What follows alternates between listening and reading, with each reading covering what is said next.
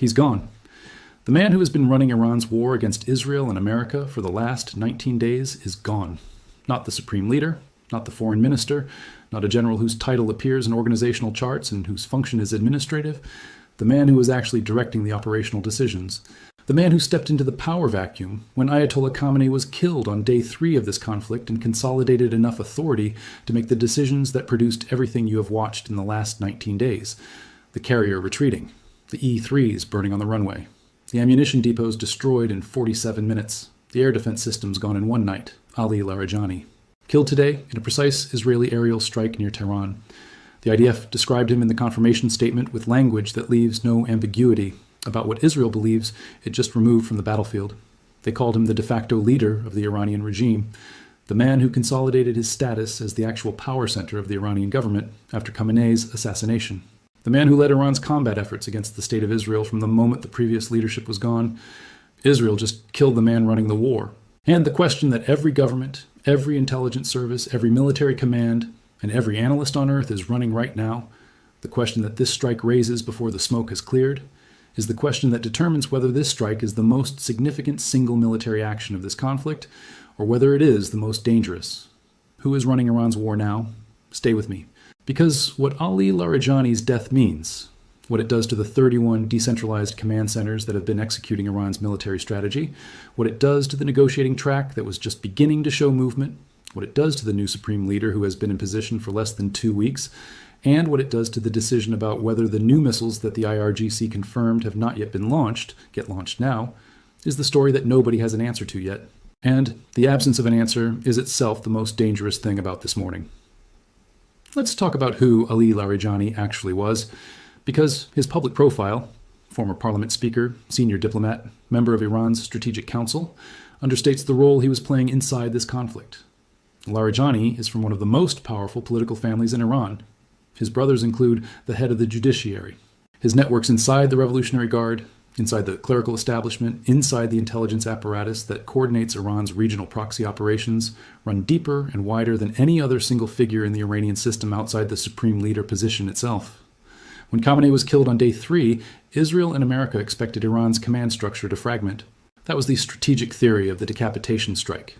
Remove the head, watch the body lose coordination, wait for the internal fractures between hardline Revolutionary Guard commanders and more pragmatic political figures to produce the paralysis that makes military victory achievable and regime change possible. It did not happen. Iran did not fragment. Iran promoted from within, and it promoted fast. Mojtaba Khamenei, as supreme leader, gave the succession religious and constitutional legitimacy. But Larijani gave it operational coherence. He was the figure whose relationships with every power center in the Iranian system, military, clerical, intelligence, diplomatic, allowed the decentralized 31 command center structure to function as something more coordinated than 31 independent operations. Not a single chain of command, a network of relationships that Larijani sat at the center of, and that his presence made functional. The 19 days that followed Khamenei's death were not 19 days of a decapitated system improvising under pressure. They were 19 days of a system operating under Larijani's coordination. The E-3 targeting intelligence, the simultaneous strikes on 6 Gulf states, the 4-wave destruction of Udeid, the 47-minute elimination of America's forward ammunition supply, the single-night removal of Israel's air defense. All of it happened while Larijani was alive and coordinating. Israel just removed the coordinator. Let's talk about what removing the coordinator actually does to 31 decentralized command centers that have been operating under his network's coherence for 19 days. The answer is genuinely uncertain. And genuine uncertainty in an active high-intensity conflict is more dangerous than a known bad situation. Possibility 1, the 31 command centers have standing orders, operational plans that do not require real-time coordination from a central figure to execute. Plans that Larijani helped develop, but that live in the command centers themselves and continue regardless of his survival. Under this possibility, Iran's military operations continue with minimal disruption. The new supreme leader confirms the standing orders. The command centers execute. The war continues on the trajectory it was on yesterday, minus the specific operational intelligence and coordination that Larijani personally contributed. Possibility 2. Larijani's death triggers the escalation protocol that Iran has had loaded for a specific contingency. The IRGC confirmed the new missiles have not yet been launched. The new missiles represent a qualitatively different phase of operations. The conditions under which Iran's military command decided those missiles would be used, included scenarios that a senior leadership assassination might satisfy. Larijani's death could be the trigger that authorizes the new missile phase, not as a panicked response, as a predetermined condition being met. Possibility 3, Larijani's death destabilizes the coordination that has been making Iran's decentralized command structure function as a coherent military campaign. The 31 command centers revert to more autonomous operation. Autonomous operation means less coordinated targeting. Less coordinated targeting means less strategic sequencing and more opportunistic fire. Opportunistic fire against a country with no air defense and a Gulf with depleted ammunition supplies is not less dangerous than coordinated fire. It may be more dangerous because it is less predictable. 3 possibilities, each one leading somewhere different. Nobody knows which one is operational right now. Here's the question that the confirmation of Larijani's killing raises that no official statement is addressing. How did Israel find him? Ali Larijani was not operating in the open. He was the de facto leader of a country that has been under maximum Israeli and American intelligence pressure for 19 days. He knew he was a target. The previous supreme leader was killed in a strike on a compound. Larijani's security posture after that strike was built around the assumption that Israel was actively trying to locate him. He was moving. He was communicating through channels designed to prevent signals intelligence collection. He was operating from locations that were not on any known Iranian leadership facility list. Israel found him anyway, near Tehran, today. The intelligence capability required to locate a moving high-value target with this level of operational security in an active war is not a capability that appears from nowhere. It is built over years through human sources, technical penetration of communication systems, pattern of life analysis, and a targeting intelligence infrastructure that tracks dozens of potential locations simultaneously until the target's position is confirmed with enough precision and enough certainty to authorize a strike. Israel has that capability. Today, Israel demonstrated it. The question that Iran's remaining leadership is processing right now is the same question American counterintelligence should have been asking about the targeting of American facilities. How is the targeting intelligence this precise? What source is providing real-time location data on figures operating under maximum security conditions? And which other senior Iranian figures are on the target list that the same source is informing? Every senior Iranian official alive this morning is running that calculation. That calculation changes behavior. It changes communication patterns. It changes movement protocols. It introduces friction into the command coordination that Larijani was providing.